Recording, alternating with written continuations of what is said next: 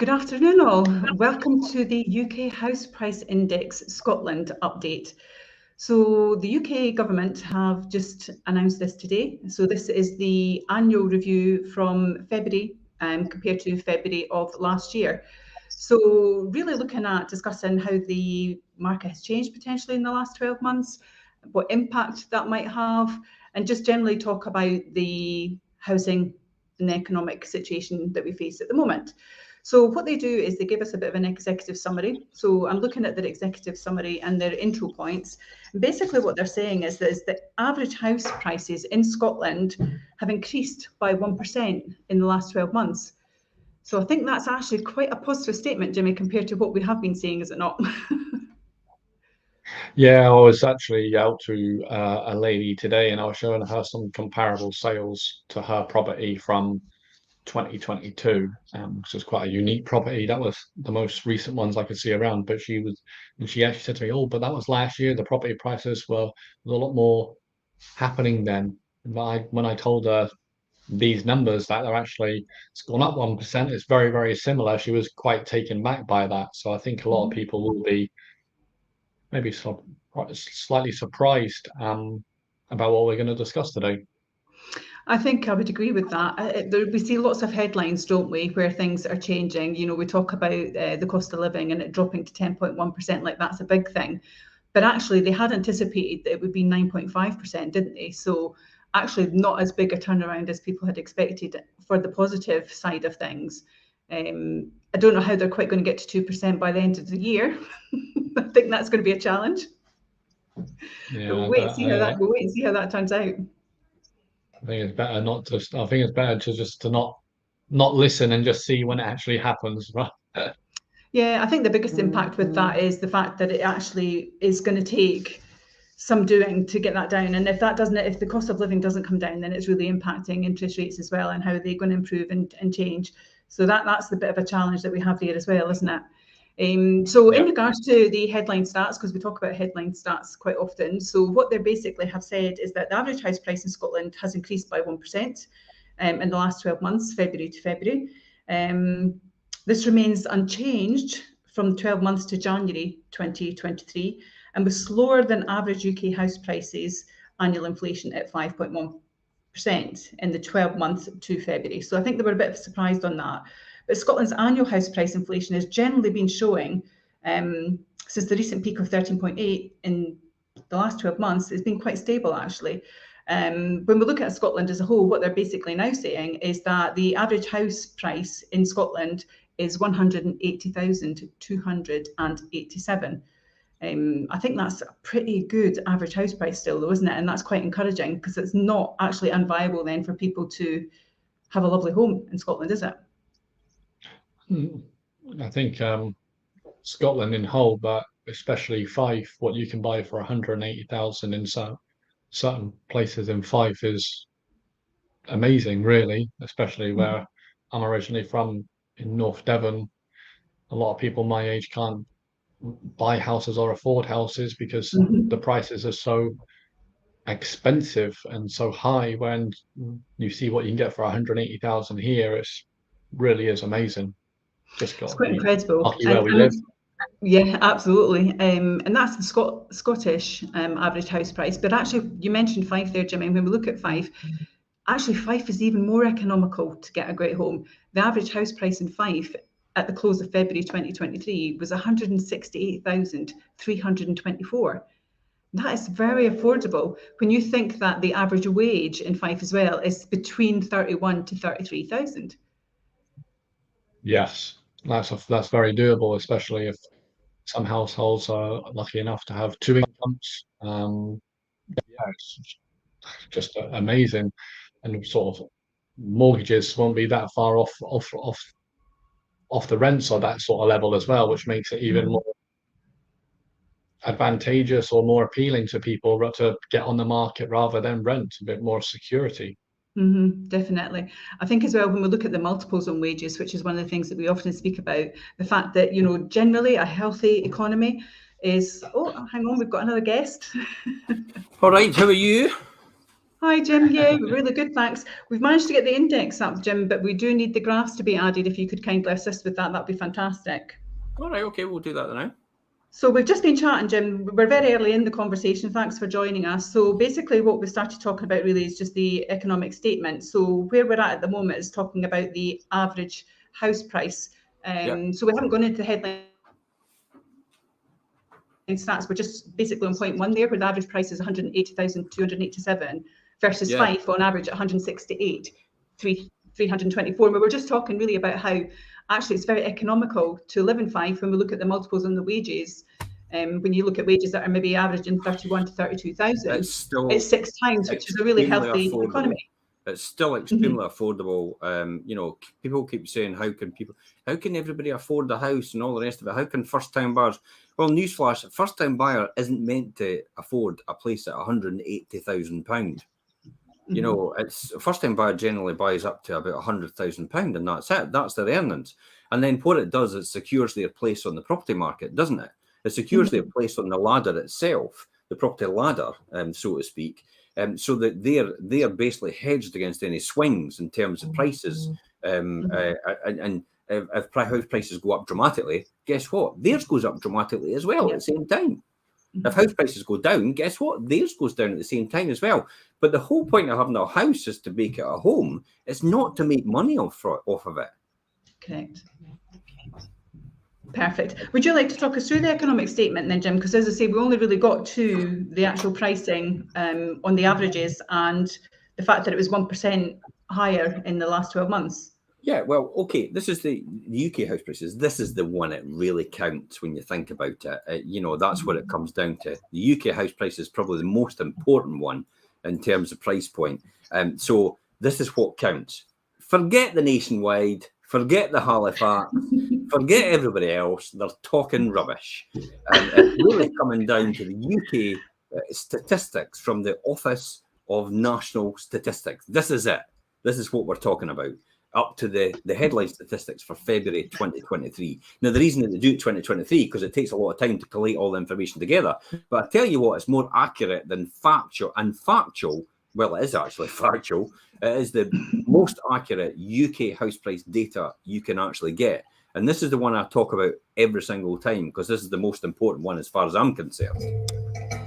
So, average house prices in Scotland, actually, for example, have increased by 1% in the 12 months to February 2023. The remaining unchanged from this remained unchanged, really, from the 12 months to January 2023 and was slower than the average UK house price annual inflation of 5.5% in the 12 months to February 2023.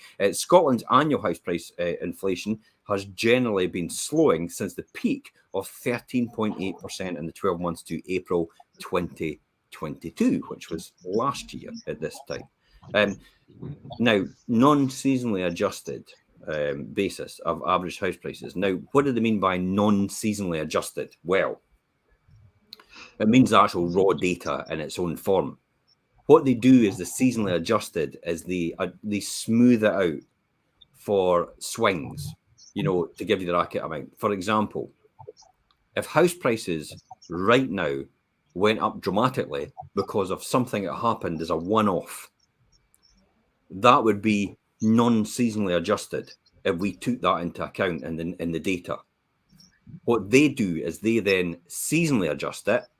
In other words, to take that out because it's something just as a one-off. It probably happened, but it's to make the information comparable to the year before, and to make it look right. So while and it's the same, they do the same with inflation, by the way. Inflation's non-seasonally and seasonally adjusted, but they adjust it, and they do the same with the unemployment statistics. They do the same with every statistical thing that you get from the government. God, I keep moving my hands more and more like Donald Trump. I get worried about that. You know, they do that by every single amount of data, and this is why other political parties then make a political point in the fact that but that's the adjusted figures. What's the unadjusted figures? Because it suits their rhetoric. Anyway, that's what seasonally adjusted. I guess it depends on your audience, Jim, of how you adjust it or don't. That's what non-seasonal adjusted means. So the average house prices on non-seasonal adjusted basis have actually decreased by 2.6%. See that? You know, the average house prices in Scotland decreased by 2.6% and between January 2023 and February 2023, compared for the decrease of 2.5% during the same period 12 months ago. On a seasonally adjusted basis, here we're going back to normality, how they do it, house prices in Scotland decreased by 0.3% in January 2023 to February 2023. So you can see that how the non-seasonally adjusted with raw data is 2.6, but actually seasonally adjusted, it's 0.3%. So what are you meant to believe? This is the challenge, isn't it? It's like, what the difference. I know. You know what it is? It's lies, damn lies, and statistics, isn't it? In a nutshell. This is it. And I think that as well, that it's a way of actually protecting the rhetoric of whatever message they want to give, isn't it? Yeah. So that's how they smooth it out. And they smooth it out also for the seasonal patterns of the swings in the market of house selling, supply and demand, to give you an accurate valuation. So they've got, now, to be honest, the seasonal adjusted figures are actually very, very accurate. And these are the ones that you want to compare. Because when you're seasonal adjusted, non-seasonal adjusted, when non-seasonal adjusted figures, I'll come back to it. Here's a great analogy. It's like comparing an apple with a banana.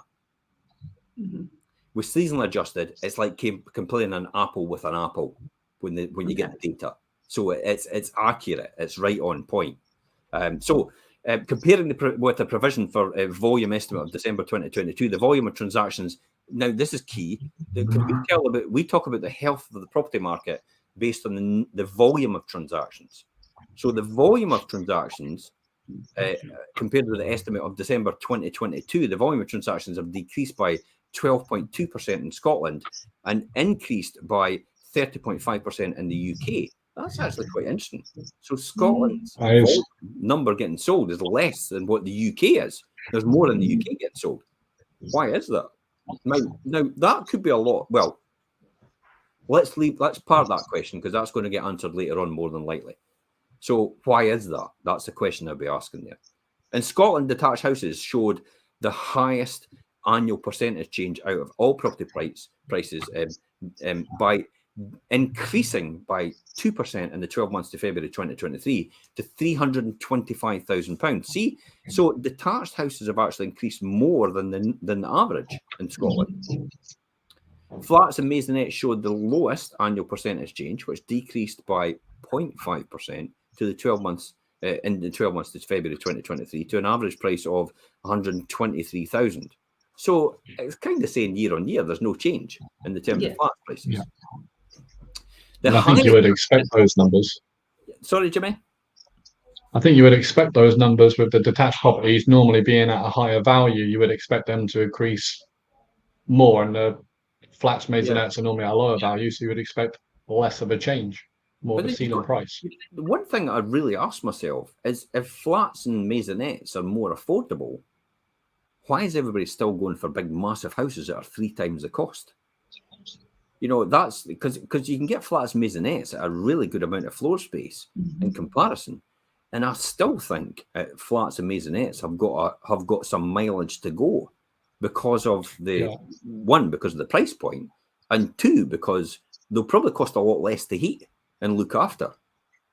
That's why I think they've got a lot. Actually, I've got a suspicion that they might keep going after the property prices in detached and semi-detached are actually levelled out. I would agree with that, Jim. I was in a masonette. I was in a masonette recently, and actually, see, once you were inside, you actually felt like you were in a house. There was that much space. The floor space was huge. Yeah. But we'll answer that question in a minute. The highest annual percentage change in Moray, where the average house prices have increased by 10.1% in Moray. Wow. I mean, that's a huge difference in terms of average rate across Scotland at 1%, Moray 10%. Moray's up on the west coast as well too. Yep. When what's happening there? You don't often think at the west coast we'd actually be warmer. You think it would be less desirable because of that. But west coast is actually very attractive still. Very high price point as well. Probably very affordable, but we'll find out later on in that. And the 12 months to February, the average price in Moray was 188,000. Now look at that. Average price in Scotland, 180. Average price in Moray, 188,000. More expensive to live there. Average increase in Scotland over 12 months, 1%. Average increase in Moray, 10%. So is Moray having a realignment? And it's maybe actually taking a little while to come through. That's kind of where I ask myself. So the lowest annual price change was Aberdeen City Centre. Geez, what we're going to do with Aberdeen City Centre? I was talking to you about that the other day, Perry. It's like, is there an end to this where it's going down and down? It's decreased by 6.6% in the 12 months to February 2023 to 132,000. The government, and I'll be honest, and I'm going to point out, the Scottish government needs to step in and actually start supporting Aberdeen in some shape or form with the mass exodus of the oil industry, or the consolidation, let's say, of the oil industry.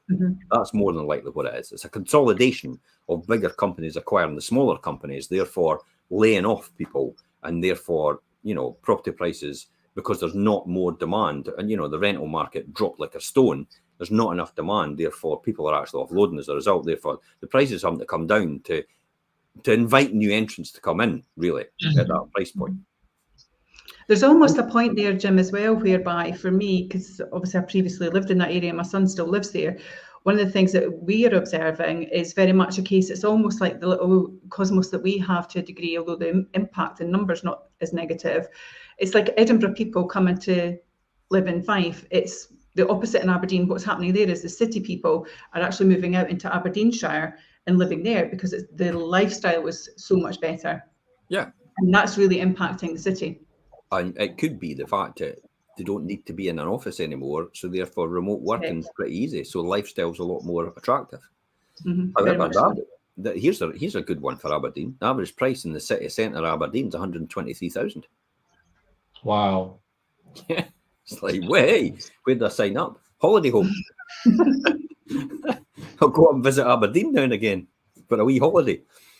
The highest annual percentage change was in Moray, as was said, where it actually increased, and Aberdeen went and decreased. As with all other indicators in the housing market, which typically fluctuate from month to month, it's important it's important not to put too much weight on 1 month's set of house price data. And that's why we talk about overall an annual price change over the last 5 years. We'll talk about that just in a minute. One of the key things we've got to bear in mind out of this is the unemployment numbers were announced a couple of days ago at 3.8%. That is still a record low unemployment level, regardless. They're trying to spin it as if unemployment's gone up. Oh my God, let's run for the hit. What's 3.8%? Are you having a laugh? I know. Full employment in economic terms, if you look at the economics books, is between 4 and 6%. So we're even still better than full employment. So I didn't think unemployment's got anything to worry about at this point in time anyway. Inflation, though, is a big concern for me, sitting at 10.1%, which was announced yesterday. Food inflation almost reaching 20%, its highest for 46 years. That's another factor and you need to think about when you're looking at should I buy, should I not buy, all the rest of it, or should I invest? There's a key one here. Should I invest, should I not invest? Base rates. I think there's a lot of signalling now. I don't know if they're actually signaling this, but I've got a funny feeling they should be signaling this, and the fact that if inflation's sitting at 10.1% and it's 2 months on from when they thought it was going to be 9.9%, then base rates probably would have to go up another quarter point come the beginning of May. That's just my perception. For the people, the 11,000, variable rate mortgage holders in Fife, God knows how many of that is right across Scotland and right across the UK. But if you're on a variable rate and you're not doing anything anytime soon in the short term, then possibly fixing your rate right now is the best deal, because you're still getting good swap rates with the banks. Therefore, they're still able to offer attractive fixed rate deals now for 3 and 5 years. There's 5 years still at 5%. I mean, do not, and I'll say to people out there, please do not, if you can't afford for interest rates to go up anymore, do not gamble that interest rates might fall, even though the IMF are actually saying, oh, interest rates might fall. Because remember, the IMF, the International Money Federation, predicted that we were going to have a recession. And where is that recession? Did you find it? It didn't. No, I didn't find it. No. It's like there was no recession. And looking at the data at that time when they predicted that, I said, I can't see anything to predict a recession coming. And I don't think that's going to be the case right now in terms of where we are, unless something material pops up that I don't know about. They're talking about, though, inflation should drop like a stone because the reason they talk about that is because they're saying the data that goes into the 12-month measure, the 10.1%, the data from the beginning of that time on the first month that they've got in there is meant to be a high bit of data, and they think that when that drops off, the lower bit of data will add on, therefore the average will go down over time. And I'm thinking, okay, that might be the case, but again, I looked at the data and I thought, I actually can't see that figure they're talking about. Have they got a different set of figures? They got an entirely different set of figures, because if they've got an entirely different set of figures, please share them with the public, because UK inflation is measured at the same thing, and it's through the Office of National Statistics again, and guess what? It's seasonally adjusted. So that's another story. They think energy prices are going to come down. I don't think they're going to come down anytime soon. Because of the continuing war in Ukraine. Let's be honest, it is a war. It's an invasion. It's a war now. So that'll go on for quite a period of time as well. And there's a destabilization between the oil prices in terms of the Chinese are actually wanting to get their currency to be the currency that the oil is measured in instead of dollars. Now that is a big coup for the East, as opposed to the West, using the Chinese currency as the benchmark, because then that's what it's all traded in. Therefore, it makes the Chinese currency more valuable. So the Chinese are actually in with the Russians in order to try and get that to happen. Whether it happens or not is another story, because that's a huge shift in the markets. But there's influence there. So overall, when I've spoken about this, let's get down to brass tacks. How does this affect house prices? So that brings me on to my headline. My next one then is the 5-year average. So here is the 5-year average here of house prices. So average house price change over the last 5 years. We could zoom in on that. You've got February 2019 right along there. So you can see how it all was nice and low. Then all of a sudden, lockdown, everybody goes crazy, and you just go, it's like everybody's lost their minds over property. Don't know what that was all about. That was strange. Because it's no really pent-up demand. It's just like everybody's lost their minds. And all of a sudden, everybody went in a herd mentality and thought, I need to have a house in the country in case we get locked in again. Or we might be here for the rest of our life. So that's why this all went crazy. But to be honest, this was a natural realignment of where prices should have been. And I would have been more happier. I would have been more happy with a right across there. Rather than this big, huge lower and then a swing up here. That's what I would have been happier with. Do you think, Jim, that's why it is so unpredictable at the moment, because there was that massive period of time where it totally went in the opposite direction and no one really understands where it's going to go? Or do we have substance behind that? Come again? I zoned out for a minute. I was looking at some data here. So my question to you was, do you think that that's why there's such an unknown at the moment, because that peak was so unexpected for such a long period of time, that 18-20 months, that actually now it's very difficult for anyone to predict what exactly is going to happen? Or do we have substance that we can share, that we get a confidence in where we're at? What do you think? I think confidently. I think, well, once we've finished this, I can probably give an end result. We're probably preempting the answer that I'm looking for in terms of what we're about to decide. So I'll maybe park that question until later on, Perry. Yeah, sure. Do you want to talk about the annual price change and what that means then, Perry? Yeah, sure. So the annual price change by local authority of Scotland. So what they basically are saying that low numbers of sales transactions in some local authorities, such as Orkney Islands, Shetland Islands, can lead to volatility in the series of the numbers that we're looking at. While they make efforts to account for this volatility, so again, it goes back to the kind of seasonally adjusted, I'm sure. So when they talk about that, the change in the price in these local levels can be influenced by the type and the number of properties that are sold.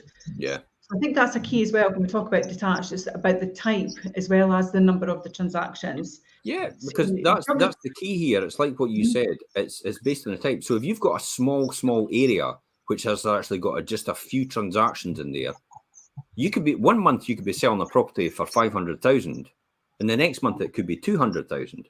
Now, if you're only selling one property, then the average price has gone from 200 to 500 in 1 month.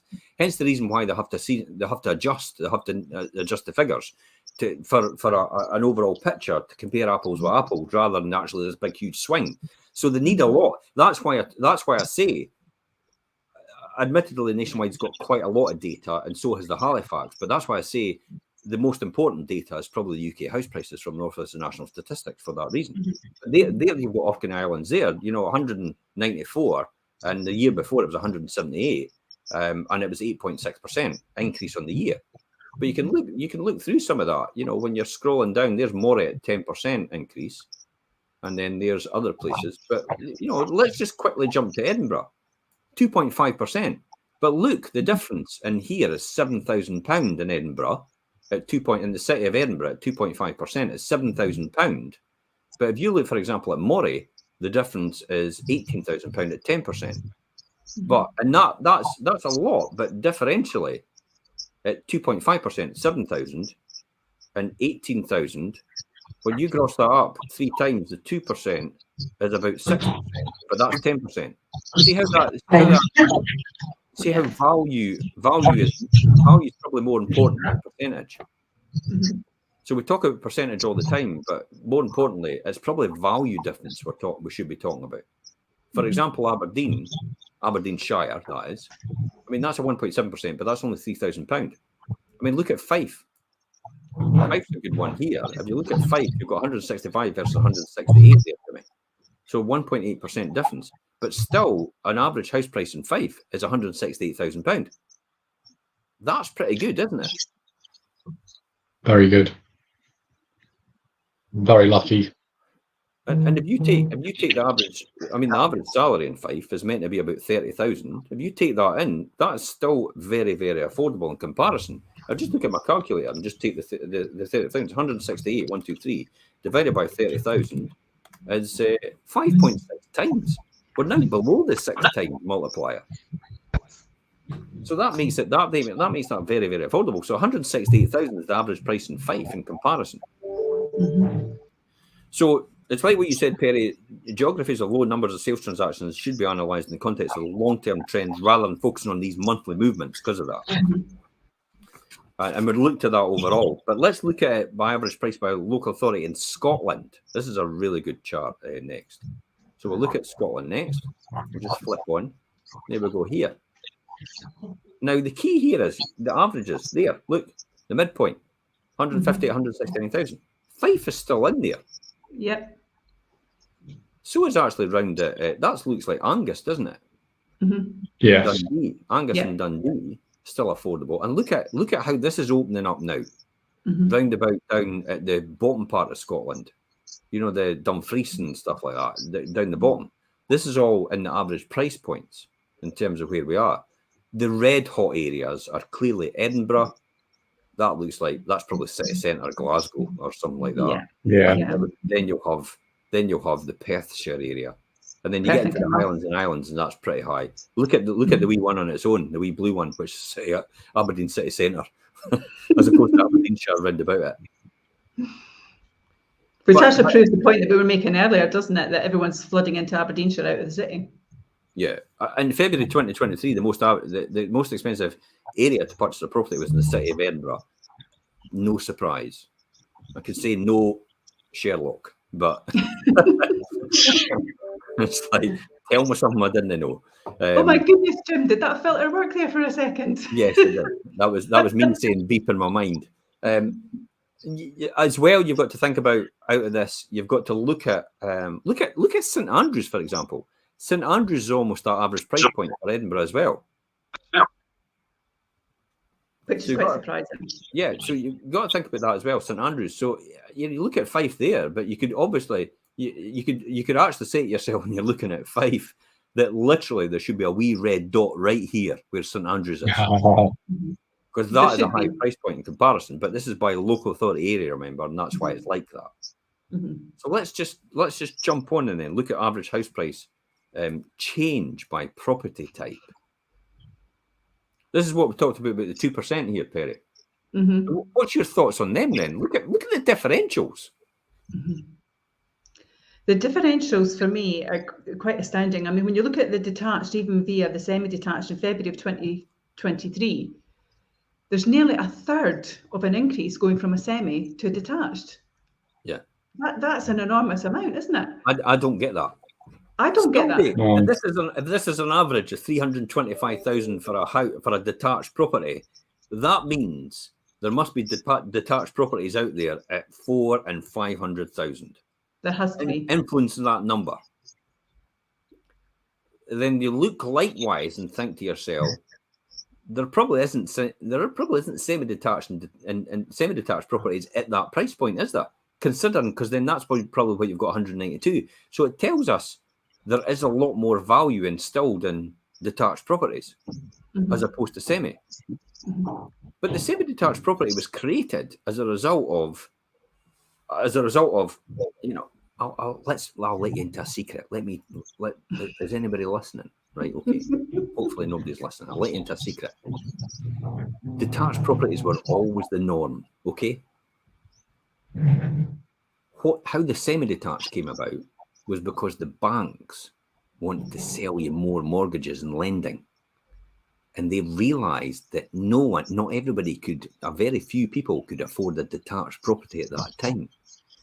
So they thought, how could we get around this? So they commissioned somebody to actually look into this, and they went, I tell you what, why don't we split the house down the middle and put a door on either end on the other sides, and we'll just create a semi-detached. So your door on the front and semi-detached is actually quite unusual, because the original terrace, the original stone-built, brick-built detached, were semi-detached, were actually built with the doors on the sides to get in and out. They weren't built on the front. That evolved later on. But this was all about getting people to buy more houses and getting more lending for the banks. Hence the reason why the semi-detached appeared. And then guess what? Not everybody can afford the semi-detached. Not everybody can afford the detached. So what we're going to come up with next? Oh, what about putting 3 or 4 houses in a terrace and actually just put them all in to each other? That could be sold at a lesser price because it's taking up less room. Because remember, in a detached property, you're taking a huge amount of land when you're doing it. The semi-detached, you're taking a wee bit less, but a terrace, you're taking a lot less. Because literally they're joined together. They're like one big house.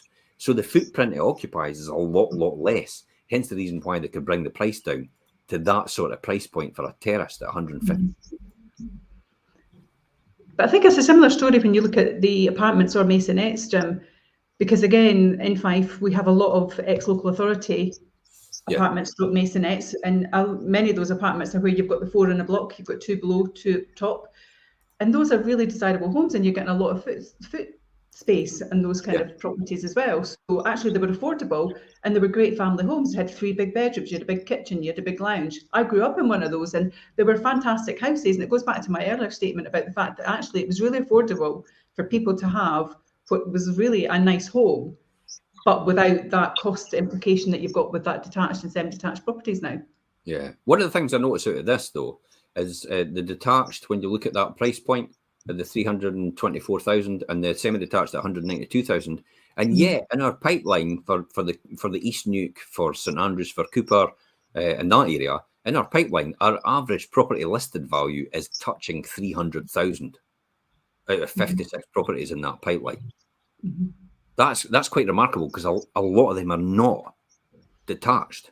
I mean, higher end is, but It just shows you where that is, or maybe that's just the fact that we don't actually list a lot of lower value properties. Maybe that's what the real reason is out of that. And we tend to be mid to high end in terms of what we are doing. Could be that. Maybe that's the difference that's come out of that. But I was quite intrigued when I saw that, and then I looked at the reports and I thought, what's our average price point for the Cooper area? For the Leavenmouth area, just let me get on that. That's quite an interesting one as well for the Leavenmouth area and beyond. In terms of the average price point for where we're getting for that, for the Leavenmouth area, we're listing 195,000 for the Leavenmouth area average price point. So that's almost a semi-detached territory. Yeah, when you look at it. So, and that's about right, isn't it, Jimmy? And Leavenmouth and the Leavenmouth office and that, and what we're doing there, isn't it? yeah, I would say that's a good price point for us. If you look at it, that's the sort of price point you need to be right now if you're going to be in like the skinny part of Leven. That's what a 3-bedroom semi-detached is, around about that price point, if not a little bit higher. Yeah. So yeah, I would say that's pretty spot on. Or if it's one of the cottages down there, down close to the water, Link's Place and stuff like that, that's about the price point that you need to be. Yeah, interestingly enough, you mentioned about the Scooning area and the Leavenmouth area. I sold one myself, and I sold it for 145,000. Maybe we should have waited till it till the boom had come, because literally I just caught it before it. And these houses are going for 180 now, aren't they? It almost touching 200,000. I think Perry had one at 200,000, didn't you, Perry?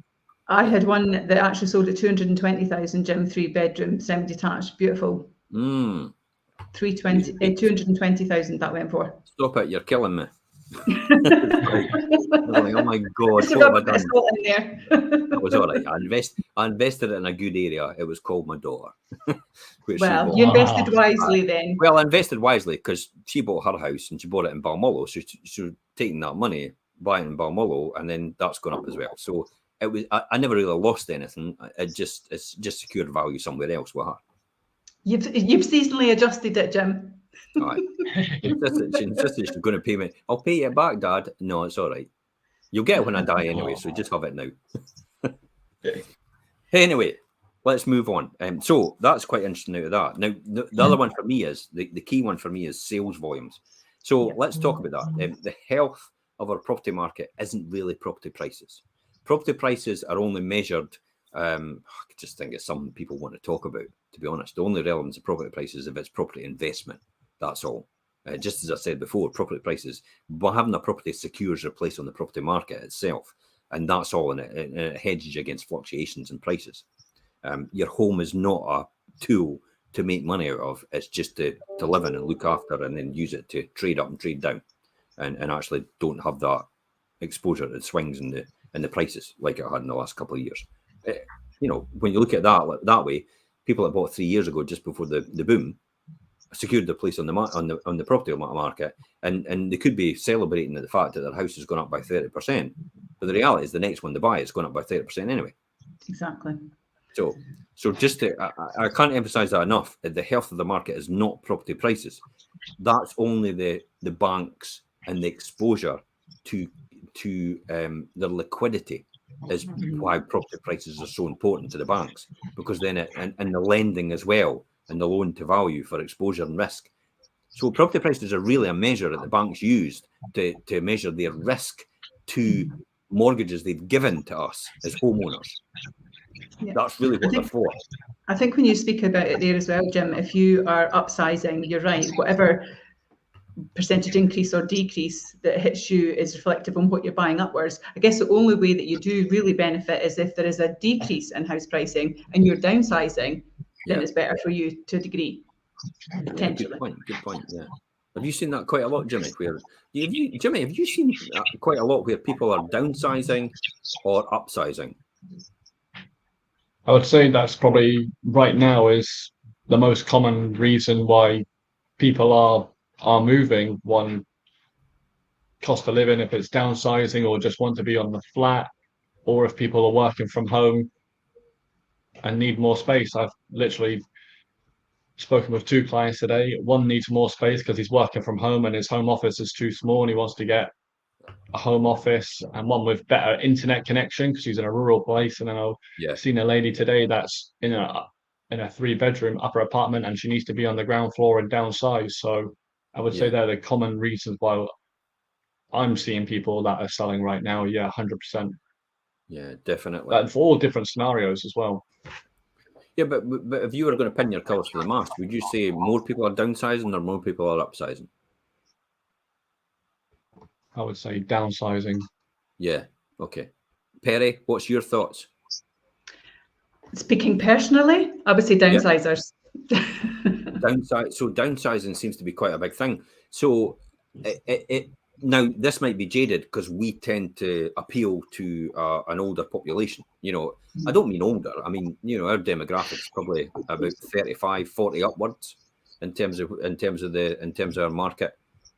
So maybe that's why maybe we don't actually see the full implications of that, and maybe that's just how we see downsizers for that reason. Anyway, let's talk about sales volumes because this is quite important. So we'll just get up here if I can, because my computer seems to have frozen. We'll look at this graph. So this is the transactions. So as I said before, the health of the market is transactions.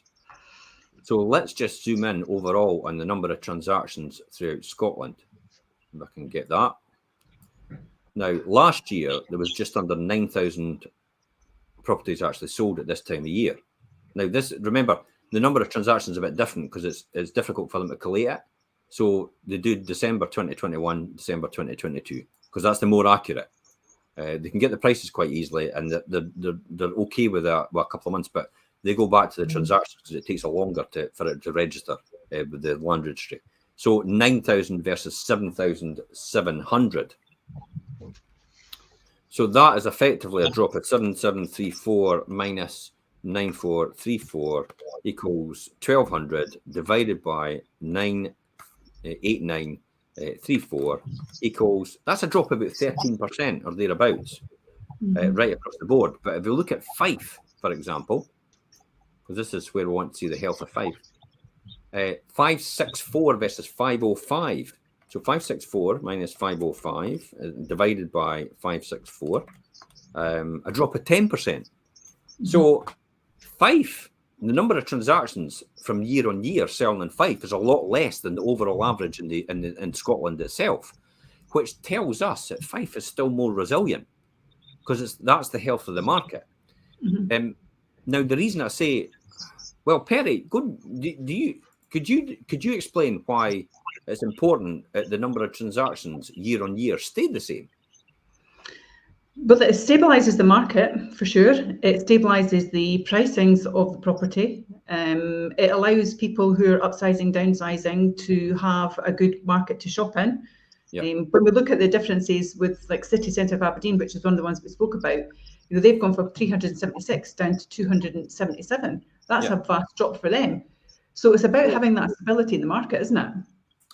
Do you think having the healthy number of transactions benefits local businesses and contractors? It absolutely does benefit them, because if you've got healthy transactions, the people that are buying and selling are utilising all of those local services, aren't they? Yeah. So they're utilising removal firms, they're utilising kitchen fitters, they've got joiners, they've got electricians, they're making changes to the house. You've got your painter and decorator, you've got your gardener, you've got your conveyancing solicitors. So there's so much that gets supported throughout the buying and selling process. It's not just about the house sale transacting, it's everything else that comes around that.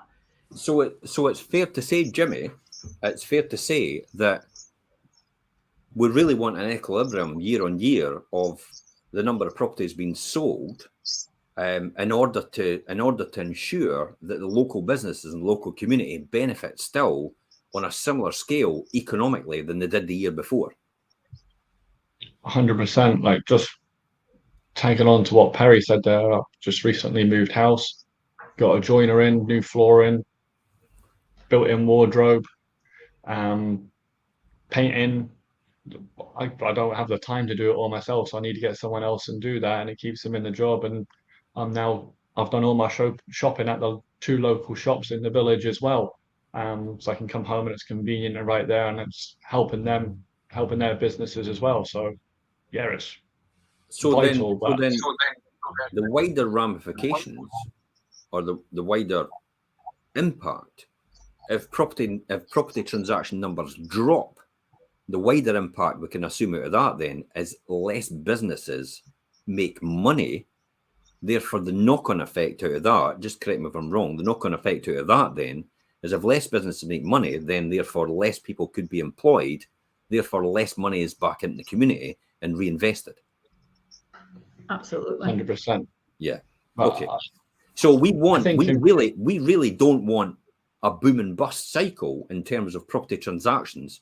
We want it to be quite stabilized every single year to maintain what is effect. Because what happens is if we get too many transactions, therefore there's more jobs, there's more, and it's like, well, wait a minute, we're at 3.8% unemployment level. They literally can't fill any jobs right now. Yeah. So therefore that would end up pushing up wage inflation because people would have to offer more money. We saw that in the house builders where they were offering more for brickies in the boom than they would normally offer to get them in the door to work for them to get houses built in order to make money. So it's not beneficial to have a boom, but it's not also beneficial to have a bust. And I mean, you could say, well, tell me something I didn't know, but I don't think people realise how important it is not to be too concerned about the price of the property. It's more important to be concerned about the number of properties being sold every month. Yeah, I think on the numbers on Fife, you and Perry may be able to back me up on this. I've seen it being pretty stable in terms of the number of inquiries we get for properties right now. I think the numbers are down in Fife just because the mortgages are just taking that, mortgage applications are taking that little bit longer, and the conveyancing process has just slowed down a little bit. That's my opinion anyway of what I see in terms of people inquiring about properties with us anyway. Yeah, and that's quite normal. Because when we talk about sales volumes, the amount of time between the sale of the property and the registration of the information in the land registry, it typically ranges from the 2 weeks to, and they're saying and 2 weeks and 2 months, but it can be longer. I would argue it's probably a lot longer. I don't think they've got that accurate information because I don't know anybody that's selling a house and completing in 2 months. No. So I don't think they've got that information correct. So wherever they're getting that, I don't know, unless it's seasonally adjusted.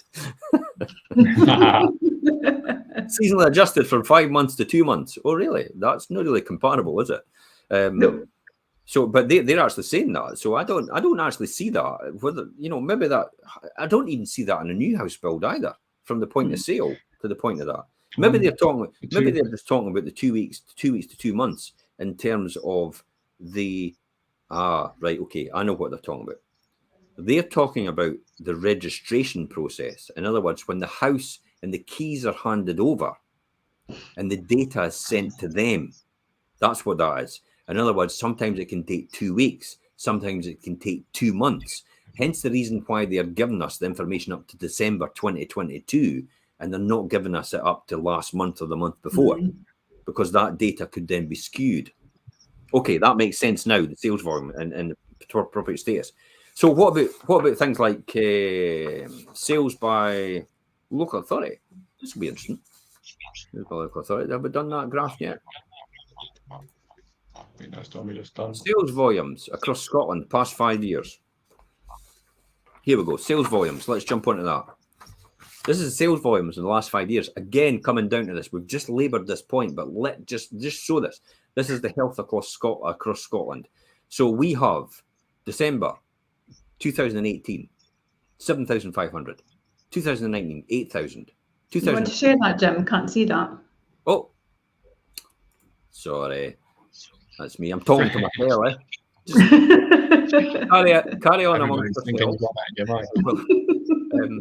okay, so there it is there. This is the sales volumes across Scotland for the past 5 years. Now, this is what we talked about the health of the property market.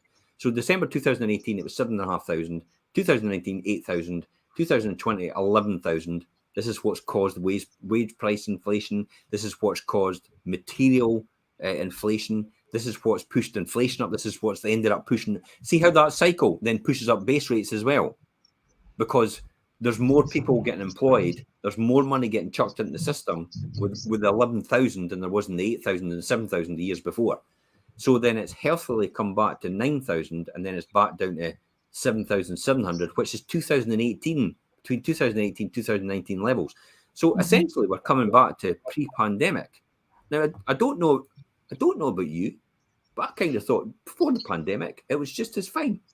Everything was okay. Yeah. As we coin a phrase, everything was tickety-boo.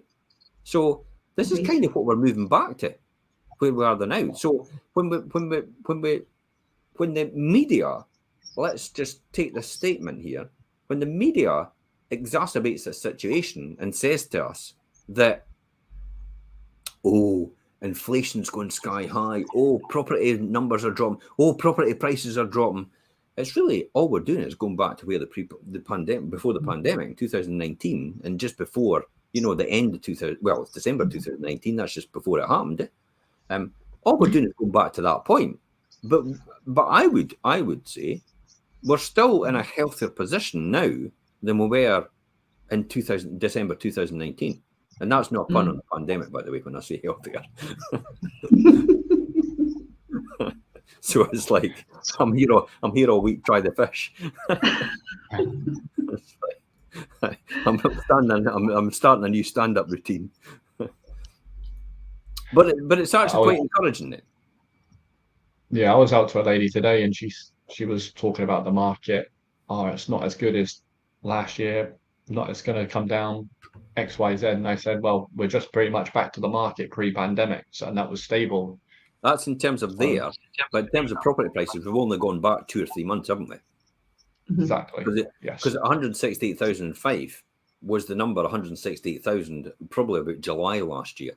So it's not really that much an impact. And that's because when people bought in July last year, it was that price. It's never changed then since July last year, but they're still in their home and they've still got their new house and they're still enjoying it, and it's going to be held for a lot longer than just 6 months. So therefore, the more than likely over the next 5 years, if you're holding it for 5 years or more, you're probably going to see an increase in it. But again, I come back to saying, unless you're investing or you're adding significant value by doing it up and you've bought an old, bone shaker house, unless you're doing that, it's only a home to trade up and trade down in. Yeah. We'll just finish off another couple of key statistics here, and we'll finish off right there. And just to add in, so this is the property status. This is actually quite an interesting one. So what does this tell us? Not the property's got status. It's the new build versus existing resold. New build properties, the average price point was 294,000. Existing resold properties was 180,000 almost. That's a differential of 100 grand, 110 grand. And do you know what that's down to? Zero net carbon.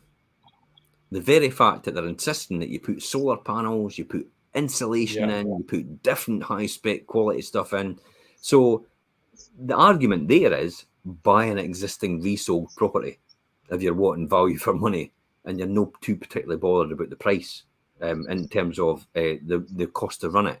Because I'll tell you what, the cost to run it every year tallied up for the next 10 years you could live in it is certainly not going to be the difference of £110,000 extra to pay for a new build. That's a huge change. When you actually look at that in real terms as well, that's an annual change of 20%, Jim. Yeah, that's a lot. Crazy, yeah.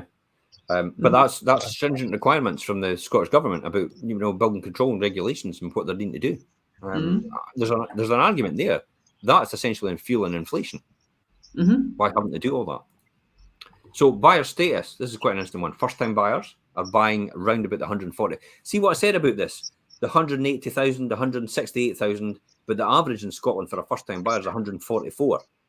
So I don't care. If you thought at the beginning of this, a buyer would be buying something that, it's a shame for first time buyers, they're going to miss out at 180 grand. It's like, they're not meant to buy a house at 180 grand. They start off in their flat, an apartment, 144,000 on average. But the new ones, in other words, the upgraders, downgraders, their average is 217,000, which added together is 180,000 overall. But annual change quite stable as well in terms of the numbers. The finding status, this is actually the funding status, funding status to February, the cash, people that buy for cash is 164,000 average price point. People that buy for mortgage, 187,000 price point. So what does that tell you? You should always go for somebody with a mortgage when you're as a buyer, because they could pay more. That's what it tells me. Because, and I have said this, I say this to every single person I walk in the door, and I say to them, look, ideally, you're wanting somebody that needs the home report to get a mortgage, because the person that gets the home report gets more money, and if they've got equity stored up in their existing property, they're probably in a better position to pay more. People that pay cash generally want a better deal because they're paying cash. So you're ideally wanting somebody to buy your house that's got a mortgage. Yes, you might have the odds and ends and the fact that, they've got to get the mortgage over the line and the hurdles and all the rest of it. But to be honest, for the sake of waiting another month and a month, maybe 2 months, what are you bored about? Could be thousands. Yeah. If you've got concluded missives and this is a paperwork exercise to get through, it makes no difference. You probably get a better buyer with the mortgage rather than the cash. Yeah. So if you're whenever I take a call. Yeah, absolutely. So whenever I take a call from someone that says they're a cash buyer and they say, that'll go in my favor because I'm a cash buyer, they always want to emphasize that they're a cash buyer as well. Yeah. It does to a degree. If somebody is out there and they want, if somebody's out there, Perry, and they want a quick sale, and I don't mean a quick sale as in a cheap sale, they just want a quick entry date. They want to exchange a lot quicker. Probably a cash buyer is better, eh? It is your preference, Shoal, your preferred one, sorry, because then they've not got all those ties, as you say, in the background with the legalities of mortgage companies and any delays that may happen there. Generally, your cash buyer as well, Jim, doesn't have a chain, so you're not reliant on a chain that could potentially break down along the road as well. Yeah. And that's the big advantages to the cash buyer position, isn't it? You know they're definitely good fit. However, if your estate agent says to you that they're a cash buyer, please check that it is actually cash in the bank. We have got this, haven't we? We come across this a lot where people say they're cash buyers, and what they mean is they've got cash, but they're actually getting a mortgage, which is actually agreed in principle, but they've got nothing to sell, and they think they think they're a cash buyer because of that, and they give the wrong impression. And then what it does is it frustrates the seller, because the estate agent goes straight to the seller and says they're a cash buyer, and then the next minute they find out they're actually arranging a mortgage. It's like, wait a minute, I thought you're a cash buyer. So there's that confusion. So if you get an offer from a cash buyer, just double check with your estate agent that they are actually a cash buyer, money in the bank. And the way you can do that is you get your estate agent to then phone the solicitor, the buyer's solicitor, and say, you tell me after seeing their proof of funds that they are actually a cash buyer. Because I get that quite often. I had that over in Kingsbarns, for example, in lockdown actually, where the person says, I'm going to buy it and I'm going to pay you £40,000 more for it. I went, fantastic. And what position are you in? I'm a cash buyer. Okay, get your solicitor to tell me after seeing the proof of funds from you, because I'm the one to see them, because obviously that's a data protection thing. You don't really want to show your details to everybody, but your solicitor definitely, because they'll have to qualify it anyway. Get your solicitor to tell me that you're actually a cash buyer. And lo and behold, they did. And I immediately said, can they go higher then? And subsequently they did. Well, there's always an opportunity, always a chance of it. And that's it. Thanks very much for coming on the show. Final, what was the original question you asked me, Perry, if you can remember it? Yeah, my original question was, if you can remember, I do actually, when we were looking at that graph, the one where we saw it 2019 to now, and you had that big peak in the middle through the pandemic times. My question was, do you think that the reason that people are finding it difficult to surmise what the property market will do next is because that was such an unprecedented uplift that actually people aren't generally sure what's going to happen next with the property market? Yeah, that's this one you're talking about, eh? I'll just show it. I'll share it. Seeing I was keeping it to myself before. This one. Yes. Oh. No, that one. This one. This one, yeah. I'll just try to get rid of that wee bit at the bottom. It's all right. I'm trying to get rid of the wee bit. So this one. So you're saying, what did you say to this? So my question to you is, where we were sitting at February, and when we were talked about this initial graph, when we saw it, what you had indicated was that from February 19 all the way along to February 23, what you would have liked is to see just this kind of steady line along there. Yeah. However, what we saw was the big peak. And Yep. do you think that because there is that peak and it was such an unprecedented time through the pandemic, and for whatever reasons people were reacting to it, do you think that that's why it's so difficult now to predict what's going to happen next? It is to a degree, not? but here's what happened here. Everybody's spending, because this is what was happening. Everybody's spending, I mean, on things like credit and cars and maybe furnishings and maybe holidays are all stabilised from February 2019 before, because the property prices were actually stable all the way through. And that's a good thing, because then it keeps everyone in equilibrium. But then what happened is this big, huge boom then took it out of everybody's equation and thought, wait a minute, I'm going to have to pay more. Therefore, it's going to have to come somewhere, because all my money disappears every month on other things. So I'm going to have to rob Peter to pay Paul here. And that's not good, because then tourism suffers, maybe luxury items suffer, maybe the new car that you would have bought suffers because you delay that now to buy the house. Mm-hmm. So it's not good overall for the economy to have big, huge swings like this, for that reason. Because then, so ideally, you want a real boring economy.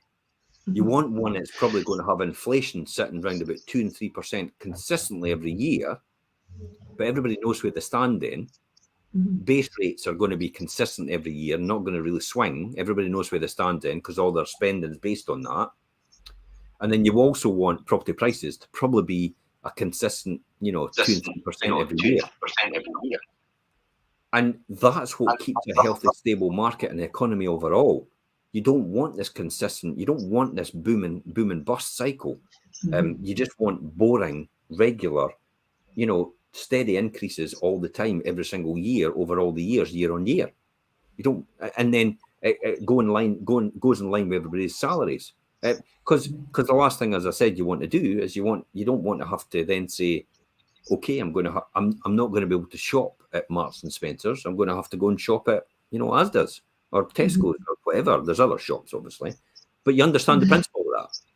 Yeah, I do. So basically what you're saying is, let's just be vanilla, or in your case, Magnolia, because you like Magnolia. Yeah. And on that note, thanks very much for coming on the show. Thanks, for a great day. We'll just end it there. Thanks. Bye-bye for now.